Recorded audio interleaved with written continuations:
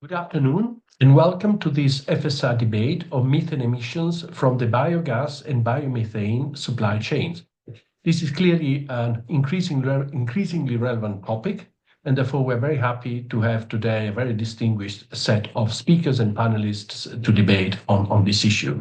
I'm the host, Alberto Potocnik, but the mind behind this event is actually my colleague, Ilaria Conti, to whom I pass immediately the screen to introduce the debate. Ilaria. Many thanks, Alberto. Many thanks for the kind introduction, and thank you to all the participants today. We learned that it's a quite big number. We registered a big interest in this topic. We're I think over 150 registrations. So thank you very much for your interest. Clearly, the theme of today is very dear, very close to FSR. Actually, it allows to combine two important work streams, two important topics, that of methane emissions and that of biogas, biomethane, and more widely clean molecules that we've been following very closely in the last few years. So today we are going to learn more about the role of biogas and biomethane in the energy system of the future. And particularly, we are going to learn about the decarbonization potential that these two important types of clean molecules have. As we know, they have caught a lot of interest more recently, although biogas and biomethane are not new to the energy system everywhere. They are already flowing in our infrastructure, but they are considered, as I said, as clean molecules which can gradually help decarbonizing the whole system. So today, for once, it's not hydrogen only, it's also about biogas and biomethane when we talk about clean molecules. On the other hand, methane emissions is also a topic on which we researched and published a lot in the past. We have Andris Piebalgs and Maria Olczak, who was also a speaker today, have addressed the topic very, very seriously, as it should, because we know that methane emissions is a very powerful greenhouse gas. So we are going to particular to see how the agricultural sector with and biogas and biomethane, how they are responsible in this sense for methane emissions, how they we're going to talk about in particular fugitive emissions. The whole attention came from a recent publication from the JRC, from the Joint Research Center of the European Commission, that is going to be presented to you. It's recent, it's from September. So we are going to start with the presentation of this report, and then we will listen to more perspectives from the regulators, from academia, and also because methane emissions is a global topic, we're going to have also an international organization, IMEO, which is particularly following on this topic, and of course, European Biogas Association. But we will introduce all the speakers one by one later on. Let's just start with the first presentation from Marco Buffi, Scientific Project Officer in Unit C2 of the Joint Research Center, and of course, one of the main authors of this important publication. Marco, please, you have the floor. Thank you very much, and let me welcome also from my side all the participants, and thanks to the European University Institute and the Florence School of Regulation for this kind invitation. I will try to share my screen. Well, let me know if you can see. Yes, we can see them. We can see the screen, we can see the slides. Okay, so now it should be on presentation mode. So, okay, so let me start. So again, good afternoon. I'm here for presenting this report that has been just briefly introduced, and then later I will go into the details and show you also again the material that have been published by the JRC in the last year. Specifically, let me quickly introduce the context. First of all, who we are. JRC is the Joint Research Center of the European Commission. Our role is to provide independent evidence-based science and knowledge supporting the European policy makers in Brussels. In particular, this work is going to provide some findings and outcomes that will deliver the targets of the European Green Deal, especially also the mid-target at 2030 set by the Fit for 55 package as regard to the 55 emission reduction in Europe. And then the topic of biogas and biomethane. So how biogas and biomethane contributes to replace natural gas and the REPowerEU target, and also to contribute to the renewable energy target set in the Renewable Energy Directive. Specifically, the biomethane could contribute both in the transport sector and for the renewable energy target, and specifically as what we call the advanced biomethane, but in the legislation we can call it biogas for transport, has a specific sub-target of 5.5%, which is included in the target of advanced biofuel, and also could contribute also in the target of greenhouse gas emission reduction, depending if member states could choose between the energy or the greenhouse gas emission reduction target. As regards the sustainability criteria, for sure we have to deliver sustainable biogas and biomethane. So in the Renewable Energy Directive, there are specific thresholds to respect in terms of greenhouse gas emission reduction for both biofuels and bioenergy. For biofuels, in this case, we are talking about 65% reduction. And as regards the size of the plants, we have for biomethane to respect the size of 200 square meters per hour of production. Means that all the plants that are below this threshold are not, let's say, the respect of the sustainability criteria is not mandatory. So they have different criteria depending on the member state. Sorry, I'm fast in this part, but I think you know this part quite well. But it's important just to also to provide you a short highlight on which is the greenhouse gas emission calculation methodology, because this work is focusing on this issue. Specifically, in the red, you find in the Annex 6 the methodology that calculates the greenhouse gas emission intensity of the biogas and biomethane. In particular, you find both the methodology and a list of default values, which are they pre-calculated the carbon intensities that could be used by the operator to certify their biomethane.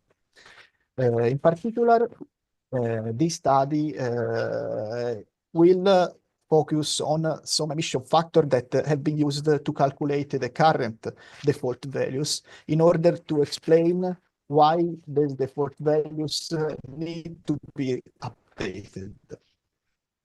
And let's start with the fugitive emission, that is the topic of today. So from our study that you can find available online, you can find many information as regards all the technical aspects and all these details about this topic, but in particular, I want to immediately do this important separation between the structural emission and the operational emission within the plants.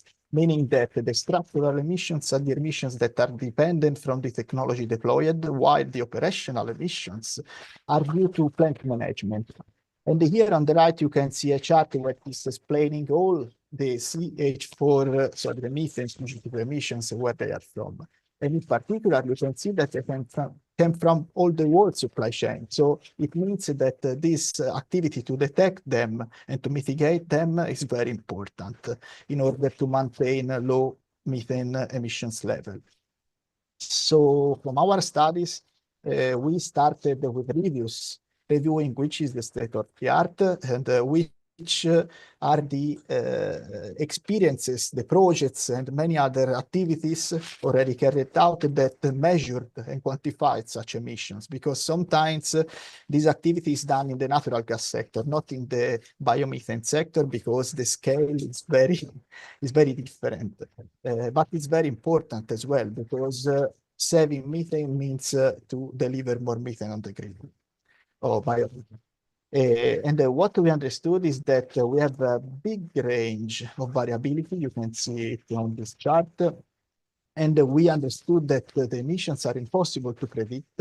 As I said, the range is very wide.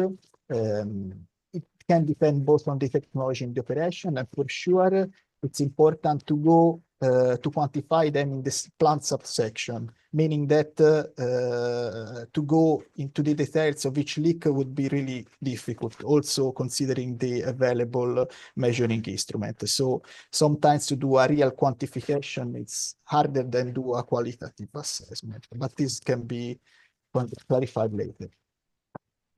Or you can find some more details in the report. But what I want to show you is that if we put together the most recent measurements and we go into the current default values on the red, and we add this range of variability as regard these updated emission factors, considering the real potential biomethane fugitive emission, we see that this contribution that you can see here on this chart, looking on the horizontal axis, the type of feedstock to produce biomethane, and on the vertical axis, we have both biomethane and biogas for electricity.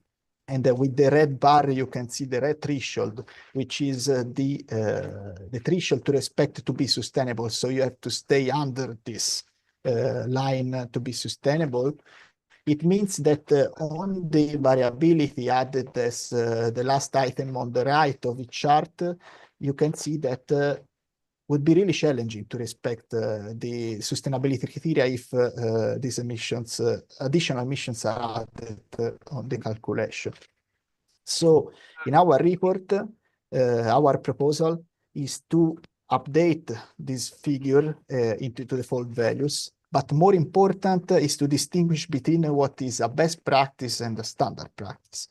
So meaning that without going to the details and the emission factor that we updated, what the concept was that to claim the current default values, or at least the updated default values, you have to respect the best practice. While if you remain on standard practice that didn't consider these potential emissions, you will be let's say, your carbon intensity will result too much higher to respect the greenhouse gas emission threshold. So what we are going to propose is to update the current default values in the red with these updated figures, which will require to consider the best practice that could be applied to maintain this level very low. And what we did then was to also to study this phenomena from a techno-economic point of view, because we wanted to be sure that the implementation of such leak detection and repairing program was something that for the biogas operator could be not only, let's say, a penalty in terms both of economics and all the other issues behind legislative and so on, but could be an opportunity because more biogas is saved, more revenues will come.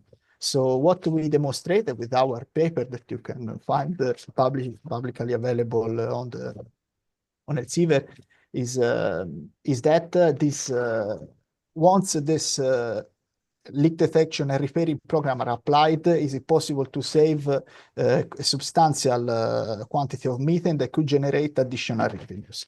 In particular, we developed a specific tool where we could feed both technical parameters as regards the type of losses and where they are and the emission factor, as well as the economic parameters. So the cost of reparation and the cost of the program to monitor them.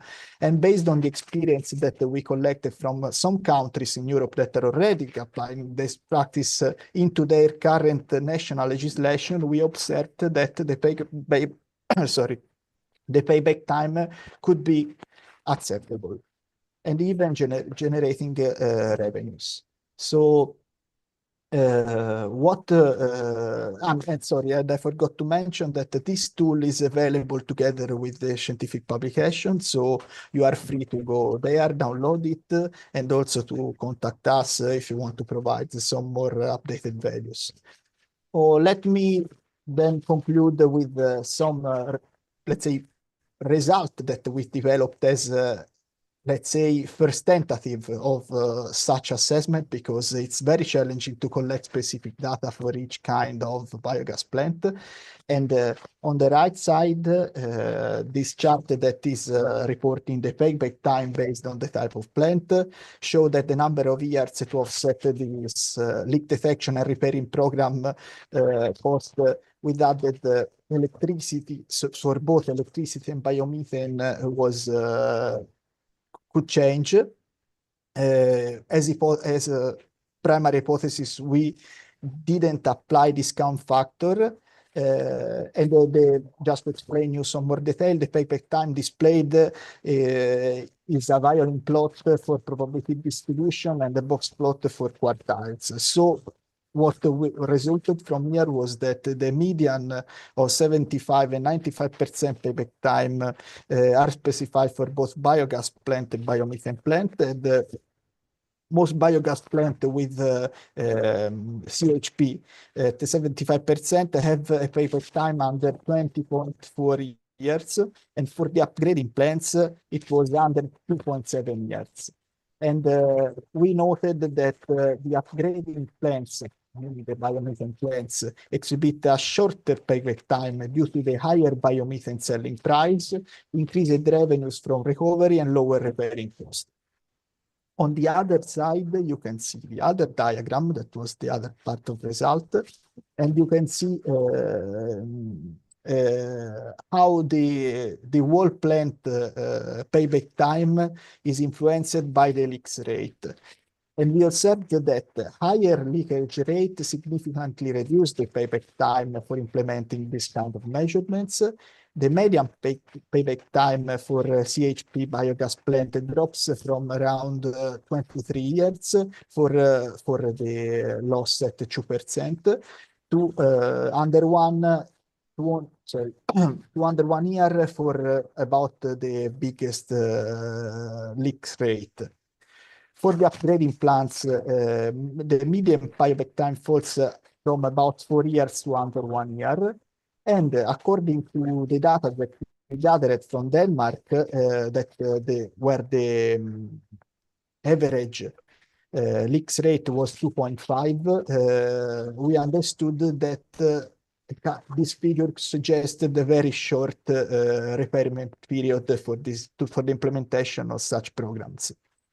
So usually leaks rate above 15% are uncommon, but we also observed that there could be some plant that could have even some values even above 20. And this was mean, for instance, when the digestate is left open. But this is something that today is done only for this very small plants. Or just to conclude, I would like to provide you some outcomes and recommendations. In particular, I want to say that the biomethane sustainability, as I explained before, must be ensured with the RED calculation methodology for greenhouse gas emissions, and the uncontrolled biomethane emissions for sure could threaten the sustainability of the sector. In particular, basing our work on the experiences that have been performed already in some member states, and mentioned before the Denmark, but also in Sweden and other countries, something was already applied. We understood that this kind of monitoring program and repairing program could help to reduce fugitive emissions. In particular, passing from several percent point of leaks rate up to even below 1 in certain cases. So this was a very good result. For sure, it's important to remind that regular maintenance and the application of programs that could just check what is going on in the plant once all of the measurements have been applied could really, let's say, ensure that the operation of the plant is safe and with low emissions. And from our result, the majority of the methane emissions repairs can be financially justified within 10 years through increased biomethane recovery. And this was, let's say, most of the worst cases. So sometimes also in few years, it's possible to completely pay back with the biomethane revenues the cost of the program. And finally, I want to remind that these measurements have been already applied, and we expect that the impact in the current biogas sector will be not penalizing. So we hope that with a very small intervention and best practice, this biomethane emission will be mitigated because of, for sure, we cannot, we have to remain aligned with also the natural gas legislation, which is the methane strategy, which is providing other guidelines for the natural gas sector. So in any case, just to conclude, this kind of measurements had to be applied in any case also to this sector, because of methane is a potent gas for the global warming potential. So that's it, and thank you very much for your time in listening this presentation. Thank you very much, Marco, for this important work, and also for presenting the results and overall the report in a very clear and manner, and actually perfectly on time. So thank you so much. I forgot to say at the beginning that, of course, questions are very welcome for the participants. So we invite our participants to use the Q&A box that you see here under our speaking heads, and we will then collect a few questions for our speakers in the second part of today's debate. We will proceed now with the second presentation in the opening session, and it's now the turn of Benoît Esnault, who is the Vice Chair of the Gas Working Group in CERE, the Council of European Energy Regulators, and also represent also the working at CRE, the French regulator. So I think you will present to us your combined experience on this topic. And Benoît, thank you very much for being with us. You have the floor. Thank you very much, Ilaria, and thank you for inviting me to share a few words about, well, this regulatory perspective. My presentation will be a little bit lighter than the previous one because, as I will explain, the focus of our activity as regulators is a little bit limited and is mainly focusing on the infrastructure. But first, let's just have a look at the regulation EU 2024/1787 on the reduction of methane emissions, where we find most of our duties in terms of methane emissions mitigation, and where are stated the activities that we have to carry out, and to say we are all the regulators in the implementation of this new piece of legislation with some different measures to implement. I would say the bulk of the work is, of course, in the hands of the operators, and on our side, we regulators, we have to accompany the operators in terms of monitoring, detecting the leakages and reparations. Then we have to ensure that there is some, well, first cost efficiency principles which are respected, and also to see how to include these costs, the associated costs, within the tariffs. We also have some relationships with ACER, and ACER plays a role in terms of collecting data and comparing the cost incurred by this activity of methane leakage emissions reduction. Then I will give you a few words about the way we address the topic of biomethane, and especially the way we address the concept of integration within the network, where the main activities in terms of emission reduction are based in terms of regulation. We see that different member states have different strategies. From a country to another, the pace of development can be significantly different, and that largely comes from the strategy in terms of integration within the system, because you know that getting connected to the networks in many circumstances, it's a very good way of accelerating the development of biomethane. Then, in terms of the access to the networks, we see a few issues which are actually important, actually critical, I would say, for the economics of biomethane. And this is where here the access to the network is, of course, a critical element. And all these conditions have two purposes. The first one is organizing an access to the market, sometimes with the interface of, let's say, an obliged buyer or some measures which would facilitate the marketing of this methane production. And behind this, there is this requirement that the methane producers are profitable. So this is the way we have to address the regulation of the integration within the system, creating a kind of favorable economic environment. Then here, and it gets back to this question of leakage emissions mitigation. Actually, when we look at distribution, which I would say is the main piece of network where or infrastructure where we have some developments of methanization, then we have to look at these new elements, these new pieces of networks, of infrastructure, where we can find some new risks of having some methane leakages. We have first the biomethane plants, but this is, let's say, out of the scope of the regulators. Here we would have the connection. This is where regulation starts getting into being into consideration. The second point is that there are some measures which are to be carried out by the operators in order to facilitate integration.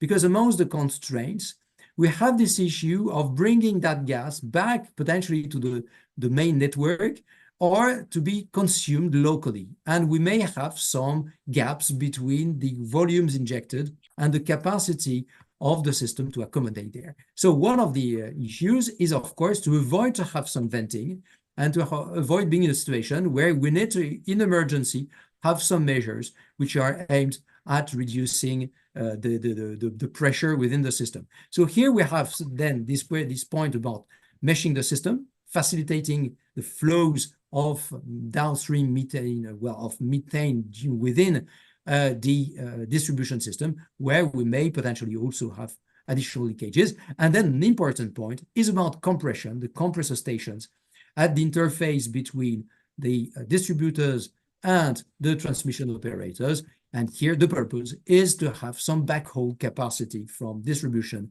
to the main network. So these are the main pieces, the main elements we see, and especially new topics where we may have some methane emissions issues. So here a few words about, well, this role of the DSOs in this context of managing the supplies of methane, of biomethane, sorry, and how to accommodate these new flows. And here is an illustration of the agility that we need from on the side of the distribution system operators to help to facilitate the accommodation of these flows. And potentially we may have some circumstances where we need to implement some kind of load shedding, which involves some kind of, let's say, different measures in order to select the ones which would be, let's say, disconnected, or where the injections would be reduced. And if I take the example of France, we have a principle of last registered and first interrupted, kind of first come, first. Then to conclude, the NRA's approach to methane emissions, of course, it focuses on infrastructure, transmission, distribution, but also these compressor stations I just mentioned, which in general is an important element to look at in terms of methane emissions along the gas infrastructure. We see that, of course, the large-scale development of biomethane introduces some new questions about this decentralization of new injection points and what could, well, be the result in terms of increase of leakages. In terms of the NRA's task, more precisely, and I mentioned it in the introduction, what we are developing now is to have this monitoring of the system operators activity in terms of leakage detection and repair, and this issue absolutely critical about the inclusion of the efficient costs in the tariffs. So I will stop here just to give you this overview of the NRA intervention in terms of methane emissions in relation to biomethane. Thank you. Okay, Benoit, thank you so much for having presented to us the point of view of regulators on this topic. I would now give the floor to Alberto. I see that some questions are already starting to pop in the Q&A box. We will address them later. Thanks anyway, and please continue. Let me just, for the moment, confirm that, yes, the presentations will be uploaded on the same webpage of the events very soon as we receive, of course, confirmation from our speakers. And yes, so we are now ready to start with our panelists. Alberto, please. Yes, thank you, Ilaria, and thank you for the opening presentations. Now we have a very distinguished panel with three panelists. Maria Olczak, she's a research fellow at the Oxford Institute for Energy Studies. She's also a former colleague of ours. Then Harmen Dekker, he is the CEO of the European Biogas Association. And finally, James France, he's a scientific advisor at the IMEO, the International Methane Emissions Observatory. So for this first round of statements, I would ask the three panelists to stay within sort of 5 to 6 minutes so that we will have times then later on also to comment on the result of the poll. So Maria, I suggest that you go first and the screen is yours. Okay, perfect. Thank you very much, Alberto. And let me start by congratulating the Joint Research Center on compiling this report, because I think it's pretty comprehensive and it draws our attention to the very important topic, which I think will become even more important as the biogas and biomethane production in Europe is expected to scale up. And I think Harmen will talk about it later. So let me start by making one general comment regarding the definitions, because if you come to the topic of methane emissions from more oil and gas perspective, I think the way you understand the term fugitive emissions refers mostly to unintended type of emissions or leaks that could be the result of the wear and tear of the instrument. And we have also other categories of emissions known as emissions from venting. So those are intentional or emissions by design. So for instance, PRV venting, and also the incomplete combustion, for instance, from CHP units. So just to clarify, because I understand that from more JRC perspective, when the term fugitive is used, it refers to all types of emissions. And in my presentation, I just want to focus on one specific recommendation that was made in the report, JRC report, regarding the emissions from biogas processing. And to my understanding, it covers the leaks or fugitive emissions and also the PRV or pressure relief venting. And the proposal goes as follows. So we have two types of default factors. So we have 0.5% for best practice and 0.5% for best practice and 5% for as a default, depending on whether the voluntary leak detection and repair program is conducted on the site. At least that's my understanding. Please correct me if I'm wrong. I have two major comments to make here. So first of all, regarding the elder programs, I think those type of programs should be mandatory. So there shouldn't be any choice for the operators. I think we know enough to say that those programs are, I think they should be just implemented across the board. And this comes from the fact that, as Marco said, those programs, or annual programs at least, are typically cost effective. By that, I understand that the benefit of having more like biogas and biomethane saved is higher than the cost of conducting this type of programs. And the second thing is that also operators already do this type of programs for safety reasons in many cases. Some operators that we talked with, they already do them also because of the environment, more like climate change perspective. So I think this is just to acknowledging the status quo.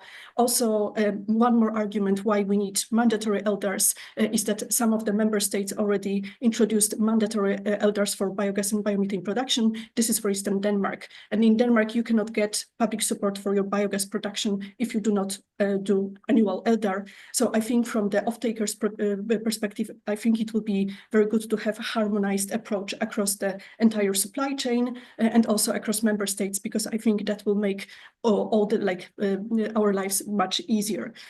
So this is why we need LDAR. The second thing, and maybe caveat for some of the regulators, is that I think we should first of all focus on doing LDAR programs consistent and of high quality, instead of just rushing into prescribing very frequent LDAR programs. And this is something that we observed in our research project that we worked with James, is that if you allow only to do some voluntary programs and you're not very specific about how they should be done, what type of, for instance, equipment could be used for methane detection and quantification, I think you run into the problem that those types of programs can be done very cheaply, but not very comprehensively, and with the, for instance, uncooled OGI cameras or optical gas imaging cameras, which are typically used for LDAR programs.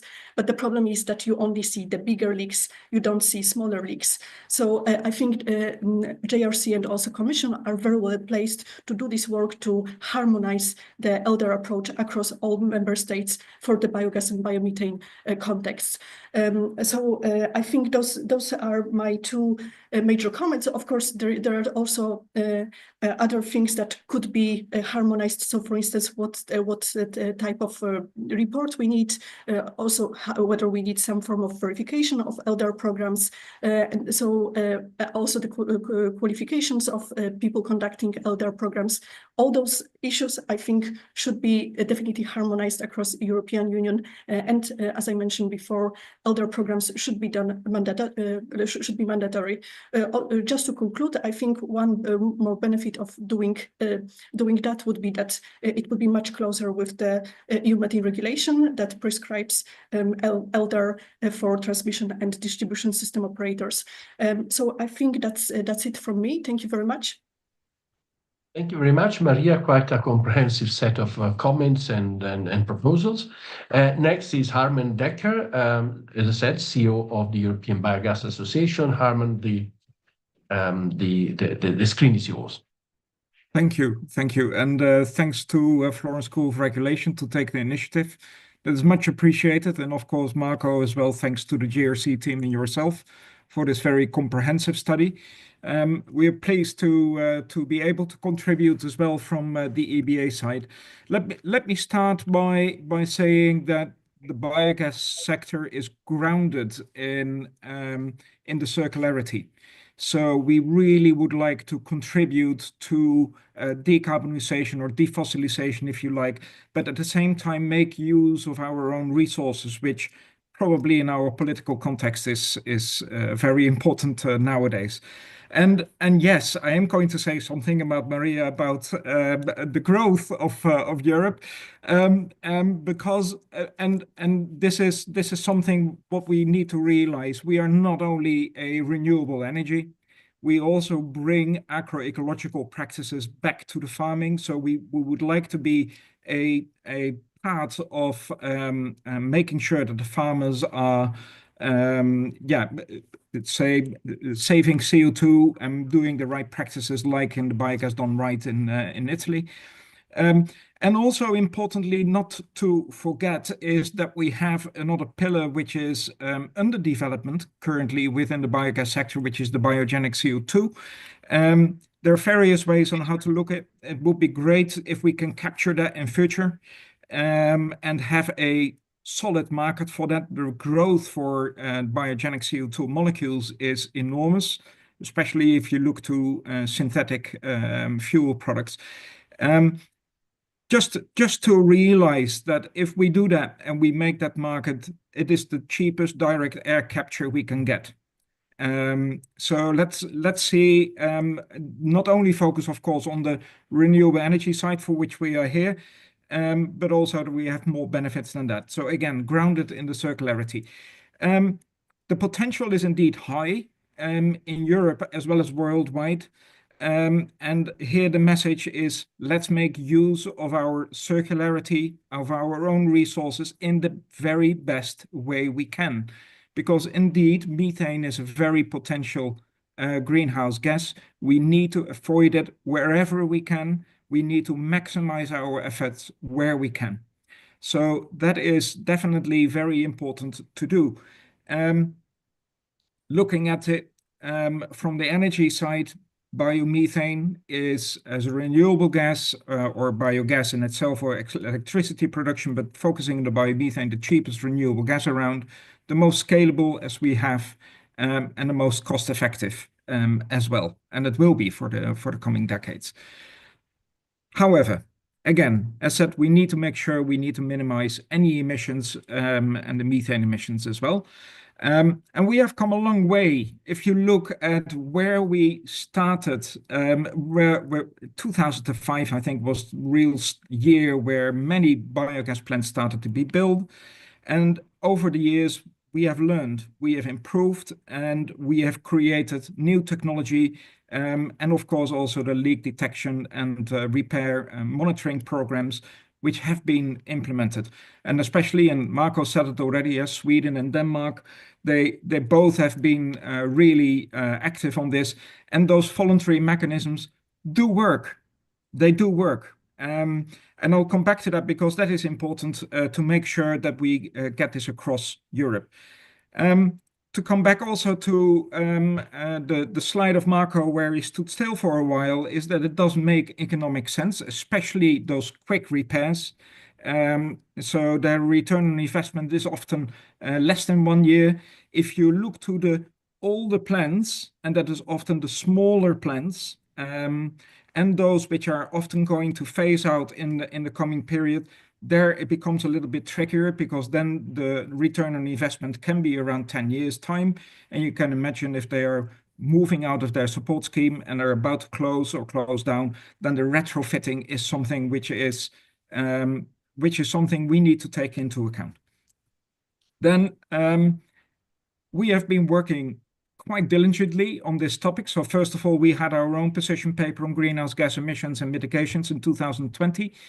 Then, of course, we worked also on the VEMBI project to make sure and make the sector aware. And we would like to continue. So I don't want to come here empty-handed to this webinar, and we would like to take it one step further. So we have done already a lot. We know that we have learned a lot, especially Denmark and Sweden, from the voluntary systems. We would like to take it one step further and set up a voluntary system, certifying system on LDAR and the programs, which is basically saying we in Europe-wide, we are going to do this together with our associations. We are collecting all the data there because data is the basis where we can make further recommendations and conclusions. So that is very, very important. And we make technical guidance documents for the future as well for those plans. Of course, I would like to react also to Maria, but probably that is further into the discussions, but I'll stop here. Thank you very much, Harman. Also interesting suggestion about your sort of voluntary scheme. Next is James France, Scientific Advisor at the International Methane Emissions Observatory. James, the screen is yours now.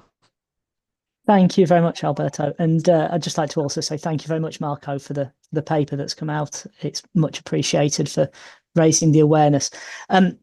Just for a point of sort of clarity, I work for the Environmental Defence Fund Europe and also work as a researcher at Royal Holloway University. So I'm going to be coming at this from my mainly academic background, where I've spent the last over 10 years developing methods of measurement and quantification of greenhouse gases.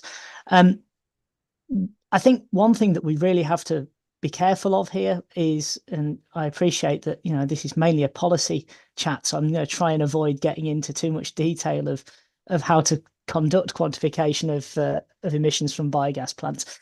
But they're quite complex environments. And one of the key things really is that we've got a lot of similarities with the oil and gas industry. We've got valves, we've got exhausts, we've got flares, we've got tanks, we've got fugitive leaks.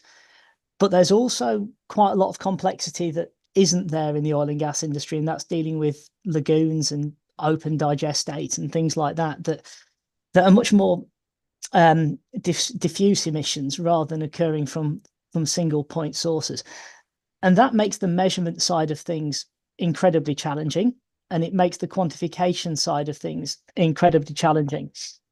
And there are some really good methods that can be used out there, but there are also some methods out there that you can get very rough approximations with that I think the academic community would be very conscious of not wanting to be seen included in emission factor calculations and the like. The Danish team at the Technical University of Denmark have done a fabulous bit of work that's just come out very, very recently this year, which is very complementary to the work that Marco has done, which I'd recommend for everybody to go and have a look at. It's by Vekselberger, and has Charlotte Schertz's group working hard on that. They've done a really nice consolidation of emission factors from European biogas industry, and they've got some nice results showing differences between large facilities and small facilities and the like. I think is well worth considering when we're looking at regulations and what we'd like to do with things like LDAR and quantification. So my first point really is that if we're going to enforce quantification of some description in terms of getting operators to calculate their emission factors on each site, we need to be very careful about what methods are being used, that not one all size fits all, and also that we're not relying on what I would describe as LDAR methods, so that's sniffing or OGI camera work, to be doing the quantification work. They are great techniques for finding leaks. They are great techniques for binning leaks and emissions into small, medium, large, but they are not great techniques for getting accurate quantification. What I personally would like to see is something along the lines of the Oil and Gas Methane Partnership. I guess you'd expect me to say that because I'm representing IMEO here, but fundamentally, I do think it's got its place within the biogas industry as a very good sort of starting point to develop something from. For those of you who aren't aware of what the Oil and Gas Methane Partnership recommendations are, it's a voluntary system for the oil and gas sector, mainly aimed at upstream, but also includes midstream and downstream as well. And the idea is that a level 4 survey is essentially a quantification survey, but focused on components. And then a level 5 survey is a whole site survey. So that would be intended to capture all of your emissions. Now, for a biogas plant, that's really important because you've got things that are very difficult to quantify, such as tanks that are high up. So you've got elevated sources, you've got lagoons potentially that are off-site compared to the rest of the infrastructure. So it becomes very difficult to make an accurate measurement with a single piece of infrastructure.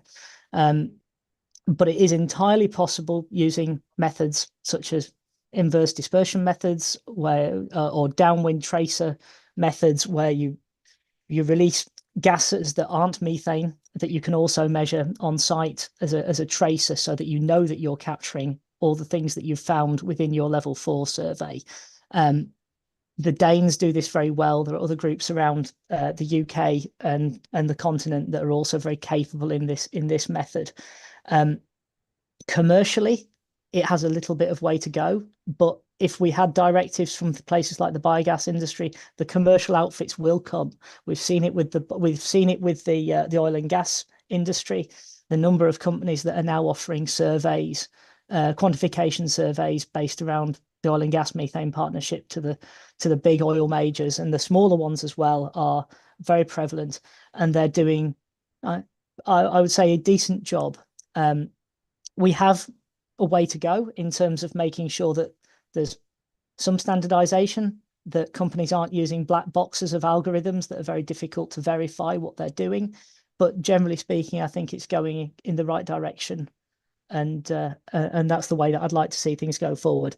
I'd finish with my sort of usual sort of caveat is that essentially the key to mitigation is through measurement and not through adjustments on a spreadsheet. we can't track mitigation if we don't know what our emissions actually are and how the actions that we're committing to are improving the situation. So I'll stop there, and I just saw that there's a request for that paper in the chat, so I'll post a link in there.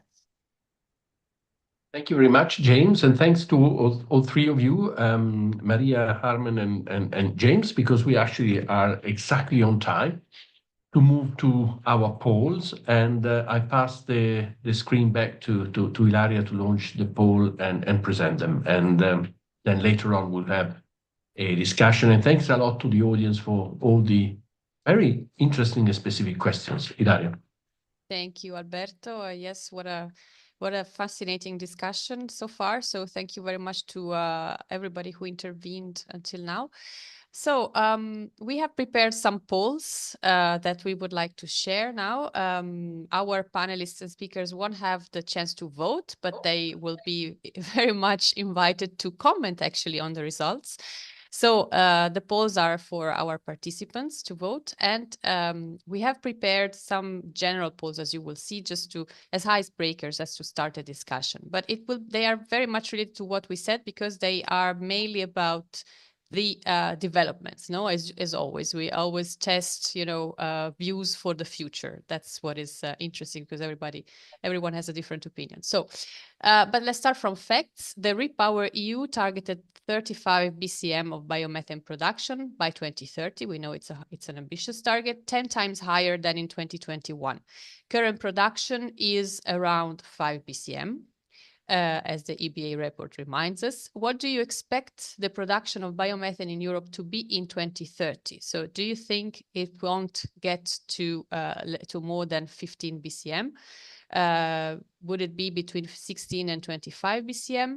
Between 26 and 34, hence basically reaching the target, and or actually reaching the target and more, even going beyond it. So please vote.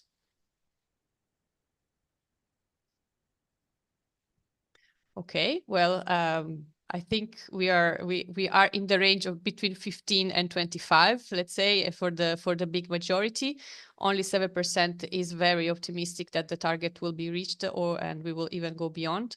But let's say that, yes, let's say the big majority is concentrated between 15 and 25, or let's say, well, actually, from now to from the current number to 25 BCM. Okay, thank you. Second question. So a strong acceleration is needed to achieve the REPower EU target.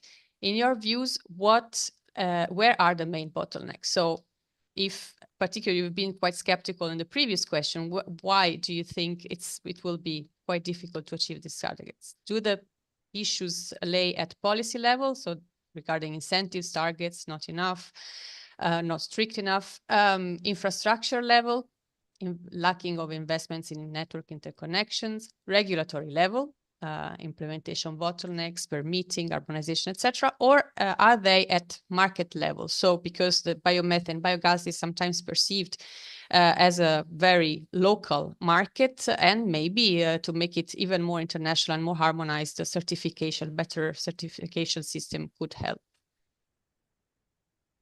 Let's vote.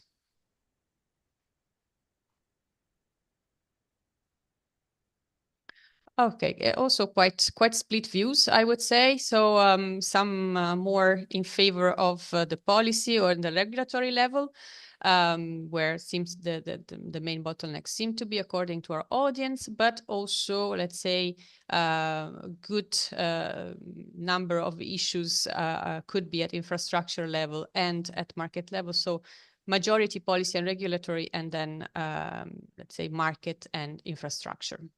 Okay. Interesting. Thank you. Third question. So now we are getting a little bit more towards technical level, and also to the issues that we heard earlier on.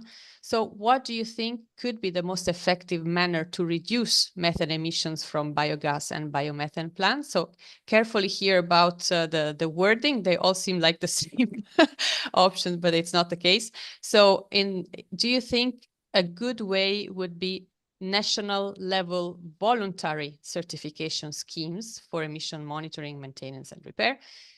Do you think they should be instead still voluntary, but at European level, these certification schemes? Do you think, yes, they should be at European level, but mandatory? Or do you think there should be measures, mandatory measures for methane emissions mitigations, for example, such as mandatory closed digestate storage?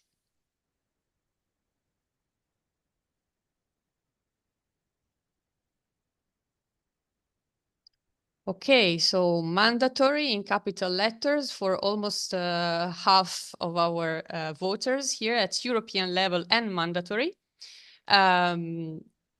Also, I think a good number of votes were achieved by mandatory methane emissions mitigation measures, such as mandatory closed digestate storage.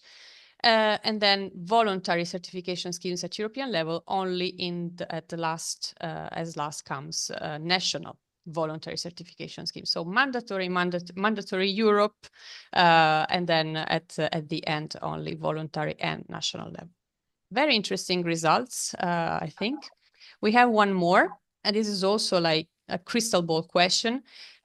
At present, we know that biomethane is typically more expensive, but how is the situation going to change in the future? And particularly, we are looking at the next 10 years in comparison with natural gas. Do you think that biomethane will remain more expensive than natural gas? Do you think it will become cheaper because the biomethane production will increase and therefore the cost will reduce?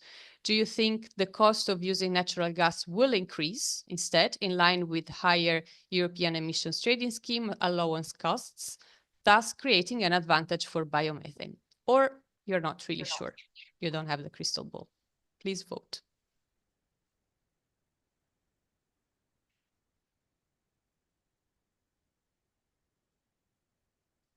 Okay, so natural gas cost is expected to increase in line with the allowance costs of the UTS for more than half of the voters. Then there are a third almost of the people convinced that biomethane will remain more expensive than natural gas. Only a minority thinks that biomethane will become cheaper, and only 3 people are still waiting to see what happens. Okay, thank you very much. I think interesting results, and now we give you the opportunity to comment. I would start from Harman. Wow, so very, very good results, I think. So let me peel off a few things. So can we reach the 2030 target? I think the first and the second question do need to go hand in hand. So yes, we are making great strides. We are making double-digit growth within Europe. We are actually market leader within the world, technology leader as well. But if there are no targets set which are legally binding, and if we are not really working on, say, solving the barriers which are there in Europe, like the harmonization and the trade and all that, it's not going to go as fast as we can, and we are wasting time. We are wasting time already.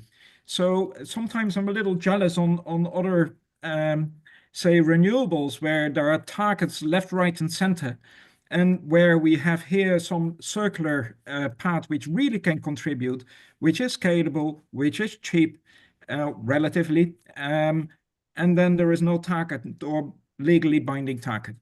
So that is definitely something where we need to go for. And as we are wasting time, I think it will become harder and harder to reach the target for 2030, even though the potential for biogases in total, and we have 22 BCM of biogases already in Europe, is 150 plus in Europe. So here you see that the setting is a little bit different. Then as to, if I may elaborate a little bit on the third question with regard to the voluntary or mandatory schemes. James, you spoke to my heart. You already have, so data is very important, but as well as that you're saying that in the OGMP you have the voluntary system in place, which is working, where companies are actually showing and bringing some new technology online, like the drones measurement and so on, that is working. And even more so, Marco said already that the voluntary mechanisms in Denmark and Sweden are driving down very fast the emissions. And what I'm afraid of is, I mean, mandatory you can always do, but we have so many rules.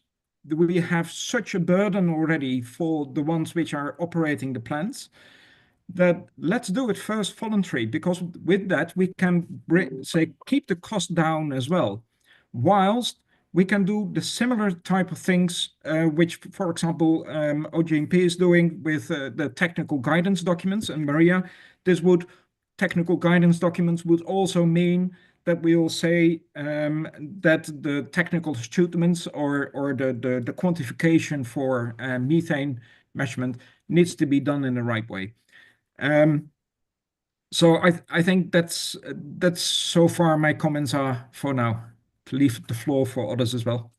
Very good. Thank you so much, Harman. Maria, please. Thank you, Ilaria. Just one comment regarding the OGMP and the measurement system for methane emissions. So it is true that OGMP 2.0 is a voluntary system, but we have EU methane regulation that was adopted last year. And by the virtue of adopting regulation, European Commission actually introduced OGMP principles and made them mandatory for all the operators across the European Union. So it's mostly upstream transmission and distribution. So biogas, biomethane production is not included, but OGMP, because we have methane regulation, the OGMP rules are mandatory in the European Union. So, and I think the thinking in the Commission was that, and the Commission made it very clear since the very beginning that we start with voluntary OGMP, and many companies started to join OGMP because they were expecting the EU methane regulation to be adopted at some point. We see what's possible, and now, as we know more, we introduced it into regulation, so it's mandatory.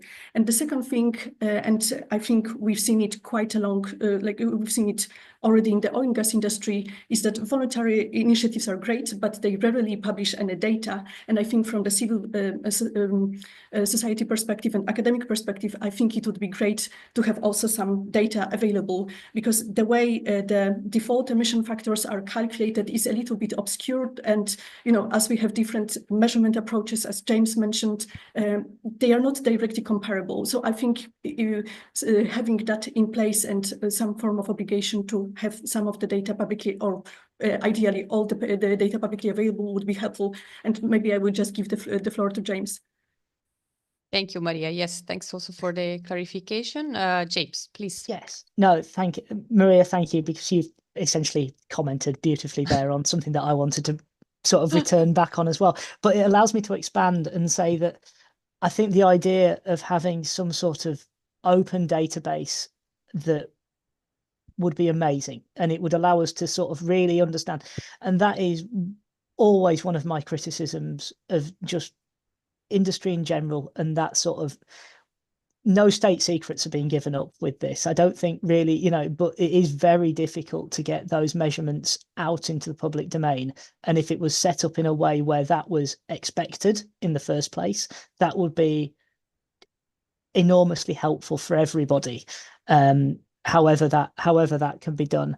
The other thing that I would suggest is the possibility that there is no 0.5% for best practice, that the best practice is demonstrated through your measurements and by joining whatever your voluntary scheme is.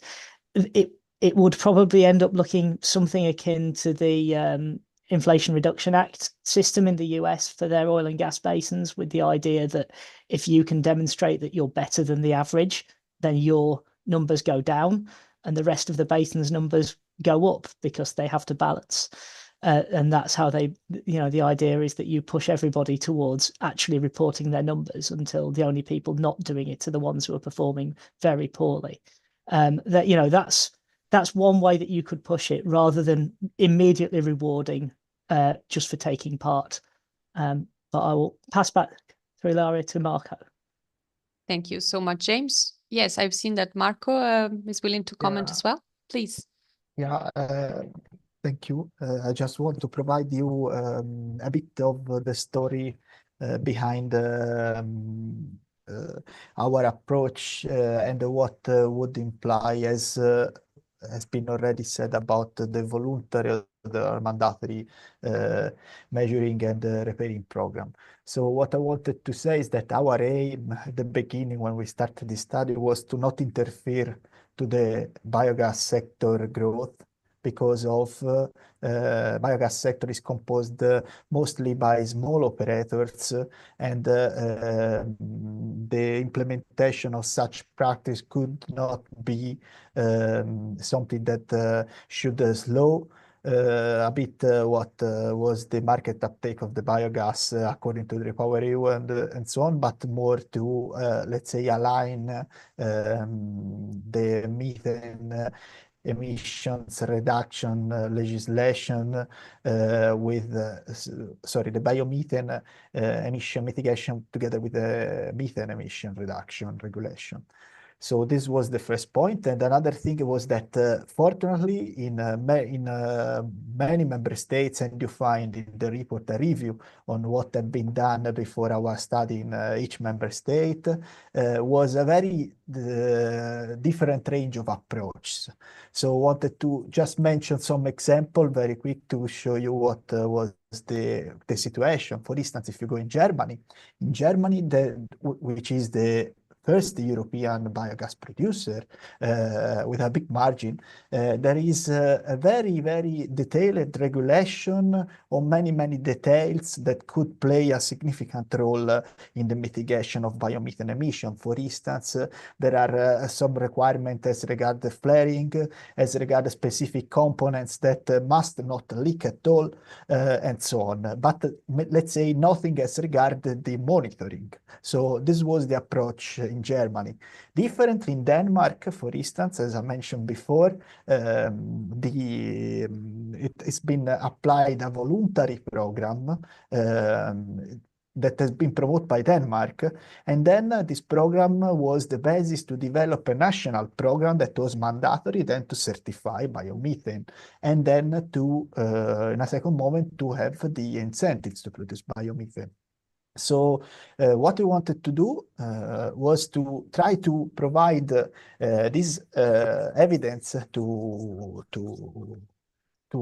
the DGs in Brussels and try to implement them in the greenhouse gas emission calculation methodology to certify the sustainability of the sector. But at the time of the implementation, we wanted to be harmonized of what was the current situation. So as first approach, I would also encourage, as we report in the report, as let's say a gradual approach, let's say starting from a voluntary system that could be well received by the stakeholders, which for sure must then become something more important and solid. So this was, let's say, what we was thinking, but for sure the target, we know very well which will be the target. So this is more or less our aim. Ilaria, as we are with Marco, I think there are a number of questions in the question and answers which relate to their report. So perhaps this is a good opportunity to go quickly through them. What do you think?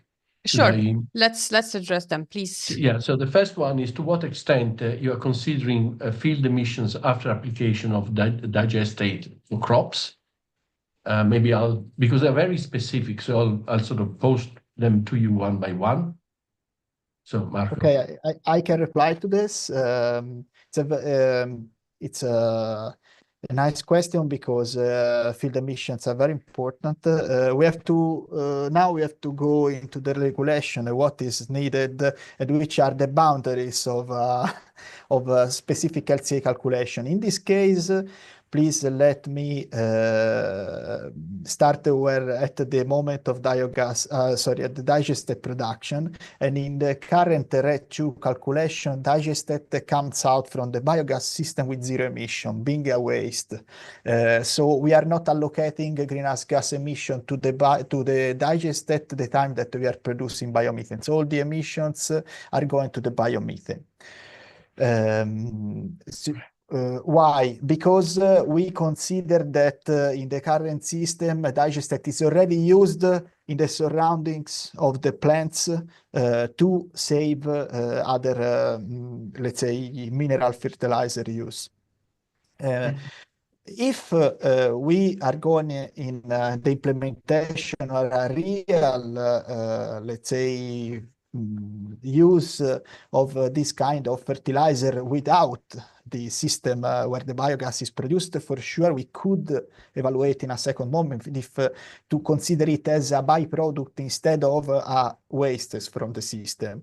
So in that case, we should allocate emissions to digestate. But this is what this is not done yet, considering the current default values. So let's say who's using digestate in the other system, for instance, for cultivating some other crop for producing biofuels, could use digestate for free, let's say, in the current system without assigning emission, and save emissions that could come from urea and other type of nitrogen-based fertilizers.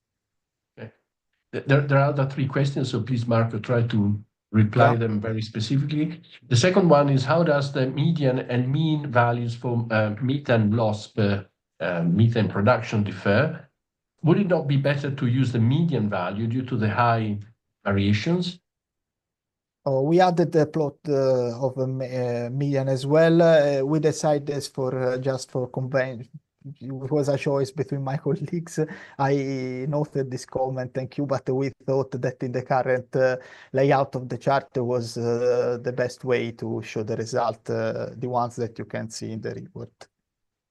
Excellent. And then the next one is, why did you choose the value of 5% for biogas processing for standard practices? In the report, table 3, the values are more around 1-2%, and yet you state that the overall methane emissions for our biomethane production plants are around 5%.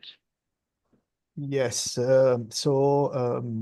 Let's say the difference between other emission factors that, for instance, digestate management, we know from IPCC which is the emission factor, and we know more or less that this can be measured and we have a value.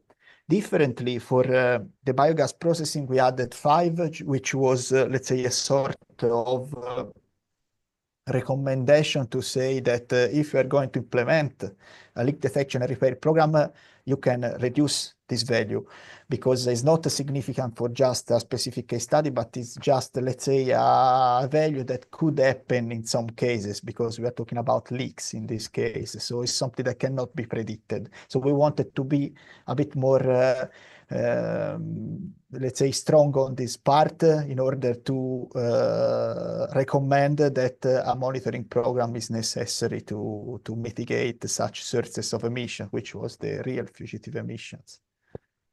Excellent, thank you very much. The last one has to do with wastewater treatment plants and basically your suggestion of best practice for closed storage of digestate of 150 days. And the question is this practical, this length of time? And if this were the only route to meet the RED 65% reduction, it would be very challenging. Any comment on this? I'm not an expert on this topic, but what I can say is that when we are going to apply the biogas production with this environment, we are in any case in an environment that is treating waters.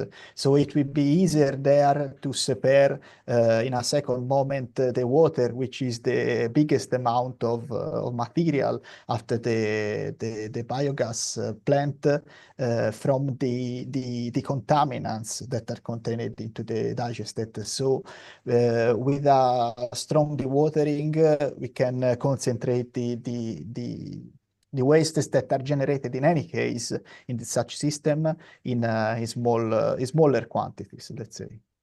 Okay, thank you very much, Marco. And Ilaria, assuming that you are going to give the screen to Benoit, I just read the Yes. final one. What Yes, is the please. proportion of biogas injected into the French grid as share of total gas? And then Ilaria, back to you. Yes, thank you, Alberto. No, these were very important clarifications. Thanks for these questions.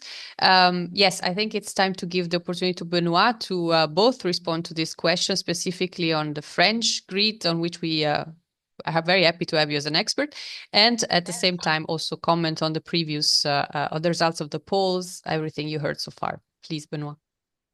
Yeah, thank you very much. So in terms of the French situation, I would say that the figures for 2023 are that there's been a production of 9 terawatt hours injected in the network, which represented more or less 2.5% of the French gas consumption in this year. So this is the amount, 2.5% of the French gas consumption. Then on the other topics, and especially I noted down that amongst the bottlenecks, there was policy, regulatory tools. What I tried to mention is indeed that the conditions that are implemented in terms of regulation, the overall, let's say, environment for the project developers are critical in terms of valuation of this production. I mean, there was also a question on the difference between the cost of this biomethane and natural gas. To me, these elements, and probably the experts of the sector, would be much more better placed than me to give some clear responses to that. What I can say is, according to the circumstances, there are potentially some different business models with more or less concentration, and depending also on whether you have a network already, whether it's meshed or not, and the amount of investment which is necessary. So answering this question about the cost is quite complicated. What I would say is that probably we need to have a case-by-case approach. We can learn from best practices. We clearly have the Danish and German examples. In France, there's been a choice for giving a right to injection, where the ambition was especially to have some developments in the countryside to help farmers developing some facilities. The thing is that often these facilities are quite decentralized, so there may be other business models. It's something that we are looking at in France to see what would be the appropriate way for the further developments. So I'm sorry not to give a definitive answer there, but I would say that here, of course, what is important is that the projects are bankable, and in that sense, the question of the public support is an important element. So it's quite right to have this as an answer. And in terms of regulation, here the point was more about the authorizations and licenses. To me, I would link it also to the infrastructure. And here, of course, as I mentioned, I don't want to repeat myself, but it's something to work on for the next few years and accelerate these deployments of biomethane production. Excellent, thank you. Yes, I was also very much surprised, not so much about the people answering that policy and regulation is the problem that we are used to, I think, to see quite often, but more on the point on infrastructure, because also normally infrastructure is one of the favorite answers when it comes to, we can't do more because of the infrastructure. Here it was considered slightly less important. But now, in the light of your comment, I understand a bit better. But what is the opinion of the panelists here, of the speakers? To what extent can infrastructure actually contribute to a better development of the biomethane overall, of the biomethane sector? Right? Of course, Armen raised his hand. Please. Thanks for that question, Ilaria. So no, the infrastructure is, of course, very important. But I think we need to have a little bit of a scientific approach to this. And that probably sounds as music to your ears. Because if we only look at a plant which needs to be connected, and we look at them as a single plant to be connected, we run into problems, as Benoit already described, that in some instances you run into a full grid connection, and then they have to stop producing. whilst a biogas plant is continuous and have their system role to play. So what we propose and what we really would like to go for is actually also the French system, and they started with it, is the zoning approach, to overlay where the sustainable feedstocks are with the grid. And then you have your areas where you have your feedstocks available in a near vicinity where you can have your plant, so you avoid also a long distance of trucking of your feedstocks. And that will be put in place. And how can we do this then? If we do this properly, we can make a planning based on the zoning, and we can make even renewable acceleration areas based on that. And then we can link the gas grid to what the future need will be. So where now the boosting stations and the meshing of the grids, say the second stage, they only will be put in place after the biogas plants is. Why don't we do this at the same time when we know where there is a lot of sustainable feedstock available to produce biogas? We can accelerate the total production. So this is why and where I see that the infrastructure plays a strong role. Oh. Thank you, Harman. Any further comments on this? Yeah, no, just say I confirm what Harman just said. And maybe in France, what made it probably easier is the concentration on the side of infrastructure. We have more or less one single BT DSO, which can facilitate having a large-scale development. The conditions may not be the same in other countries. So that's why the duplication of the French example may be challenging in other countries. Indeed. Okay, thank you. Okay, are there any further questions, Alberto, from the audience? I didn't see them. No, I don't think so. Let me check again. I was checking a moment ago. I think we have exhausted them. Yep, exactly. Okay, that's great. So maybe yes, a final round of, just like a short sentence, just the takeaway that we should note down in our, and bring home. So let's start from James, who never started first. Please. I'll just reiterate my earlier comment then, really, that if we're going to enforce some measurement regulations, let's make sure that it's done properly and that the way it's done is going to actually give us results that are useful for our mitigation purposes. Okay, excellent. Thank you. Maria. Thank you, Ilaria. So I will also just repeat, I think, what was said, that I don't think that there is any challenge, like problem in reducing emissions, and so it does. So the fact that the industry takes care of methane emissions, I think it can just give an extra boost to the industry. In a sense, like I've heard quite a lot of also like negative comments regarding, that these emissions could, actually is biogas good or not? I think some people have doubts. So if the industry is very proactive about that and shows the data behind the work that they are doing, I think there is a high chance of really scaling up the industry and having very good, let's say, social license to operate in the many years to come. Thank you. Thanks, Maria. We take it away. Harman, please. Very good comments from both James and Maria. I would just say let's indeed embrace the need to be sustainable as possible whilst we are facilitating the growth which is possible, and let's work to that. Fantastic. So then Benoit. Yeah, just a few words more on the market integration. I think there is a need for a combination of different tools to be assessed maybe on a case-by-case basis. And just to remind that the purpose, for example, of the gas decarbonization package is indeed to facilitate integration in the market. So I would say NRAs are committed to fulfilling this objective. Absolutely. Thank you very much. And Marco, last but not least. I have been very specific.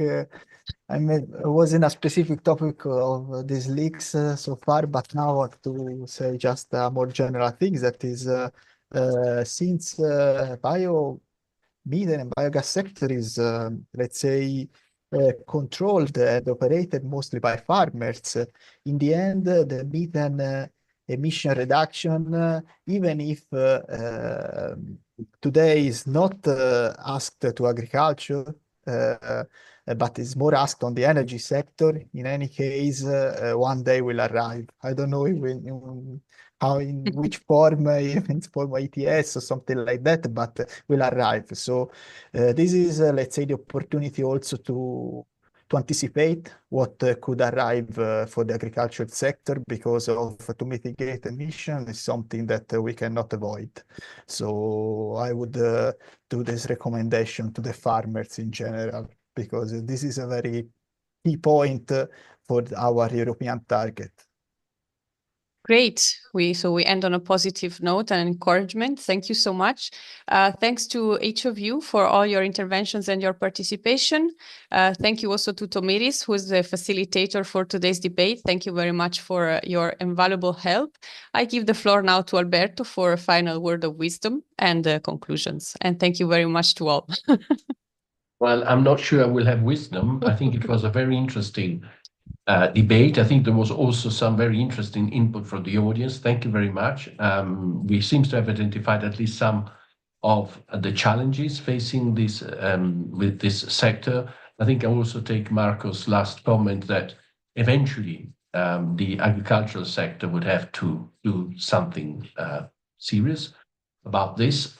Clearly, it's more difficult. It's a more dispersed sector than others. But clearly will have to come. So I think it was a very interesting debate, and again, thanks to all of you who participated and contributed to it. Thank you for the audience to be with us. The debate will be available on our platform. So if you have missed any part, please. You can go back to it. Also, you can suggest to other colleagues of yours. And there will be a next debate announced soon. These are not now happening on a regular basis, but we're still filling our calendar with additional debates. So thanks a lot. Thanks to Ilaria for our cooperation on this, and see you next time. Yes. Thank you very much. Have a good afternoon. Bye. Goodbye.